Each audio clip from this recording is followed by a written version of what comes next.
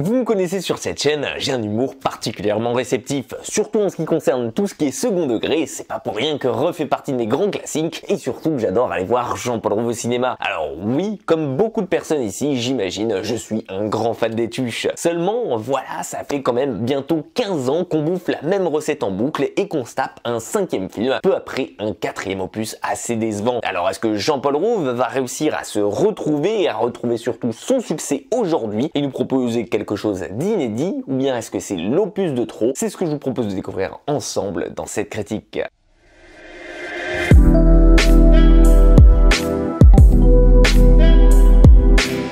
Dans les Tuches 5, God Save the Tuche, comme le dit si bien son titre, vous allez retrouver la famille Tuche au grand complet et cette fois-ci en excursion pour le Royaume-Uni. Car en effet, Gigi, le petit-fils de Jeff, a été repéré par l'équipe d'Arsenal pour participer à un grand stage de foot lui offrant potentiellement la chance de sa vie. Et dans le même temps, vous le voyez venir de loin, la reine d'Angleterre étant décédée, la famille royale va inviter l'ancien président ainsi que sa famille pour prendre part au couronnement du roi. Seulement voilà, le gros hic de cette histoire, c'est qu'hormis football, Jeff ne connaît rien à l'Angleterre, encore moins à sa culture, ni même à ses traditions, tout comme d'ailleurs le reste de sa famille. Sauf Coin bien entendu, le seul de la famille à avoir encore la tête sur les épaules. Et bon, bien entendu, je compte pas vous spoiler ici, mais il va s'en suivre une succession de clichés et de références comme seulement les Tuches en ont le secret. Oui, en quelque sorte, voyez donc ce 5e film exactement dans le même état d'esprit que l'était le 2e en Amérique. Vous pouvez donc vous attendre ici à découvrir les Tuches railler absolument tout de la gastronomie anglaise, se moquer de leur tradition et surtout bafouer celle de la famille royale, voire limite les ridiculiser. Et dans cet exercice,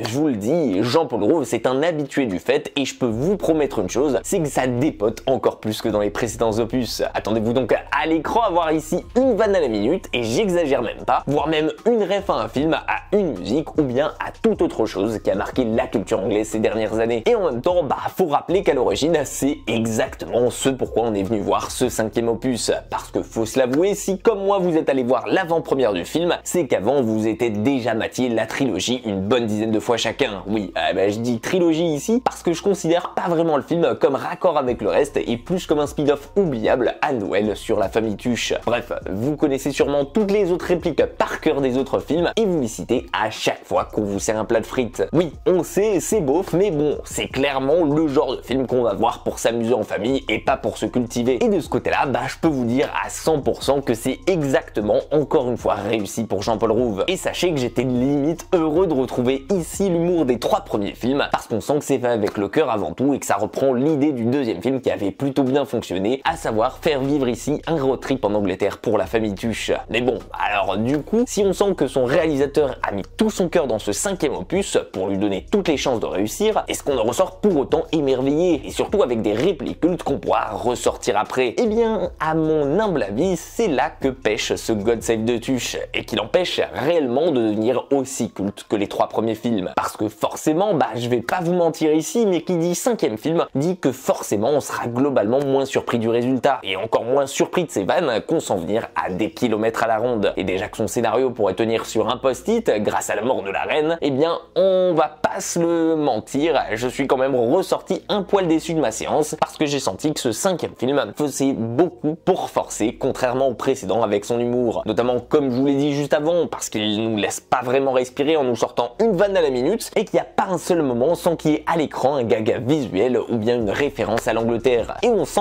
justement que par ce biais, le film essaie beaucoup de survivre avec cette dynamique sans jamais pour autant réellement réussir à apporter quelque chose de nouveau. Alors oui, il brise souvent le 4e mur, comme pourrait le faire par exemple Deadpool et Wolverine l'an dernier, et Jean-Paul Rouve en profite d'ailleurs souvent de ces moments pour faire participer son spectateur, mais mis à part ça, on sent que la famille Tuche, on commence à en avoir fait le tour, à tel point maintenant qu'on est même plus vraiment surpris par ce qui se passe à l'écran. Et même parfois, on commence à se demander s'il faudrait pas s'arrêter maintenant avant que les spectateurs s'en lassent. Ou bien alors, je pense qu'il faudrait vraiment un élément de scénario nouveau et qui bouleverse tout dans un prochain opus, comme par exemple la mort d'un personnage important de la famille, comme Jeff, pour pouvoir justifier d'un 6e film. Pour moi, c'est pas pour autant le plus mauvais des 5, je vous l'ai dit, je n'ai pas vraiment aimé le 4e, j'ai quand même passé un très bon moment devant, à me marrer quasiment toutes les 10 minutes. Sur 1h30, c'est une plutôt bonne moyenne, et le film réussit plutôt bien à faire ce qu'on attend de lui, avec toujours une bonne dose de second degré, mais j'en suis pas ressorti non plus, ni même avec des souvenirs mémorables comme dans le troisième opus, qui reste mon préféré, et encore moins avec une réplique culte que je pourrais réutiliser à l'infini. Bref, pour moi, c'est Tuche 5 God Save the Tuche, c'est un bon moment à passer en famille ou entre amis, que je vous conseillerais plutôt si vous êtes un fan des Tuches, mais qui malheureusement va pas me marquer indéfiniment. Et vous de votre côté, qu'est-ce que vous avez pensé de ce Tuche 5? Est-ce que pour vous c'est le bon moment d'arrêter la saga là, ou bien au contraire est-ce que vous serez prêt à aller voir d'autres films à l'infini? N'hésitez pas à me donner votre avis le plus sincère sur le film dans les commentaires, ils sont là pour ça. En attendant, j'espère que ma petite vidéo sur le film vous aura plu. Si c'est le cas, faites-le moi savoir en lui laissant un petit like, en la partageant, bien évidemment à vous abonner à la chaîne si ce n'est pas déjà fait. Prenez soin de vous et quant à moi je vous dis à très vite pour une toute nouvelle critique.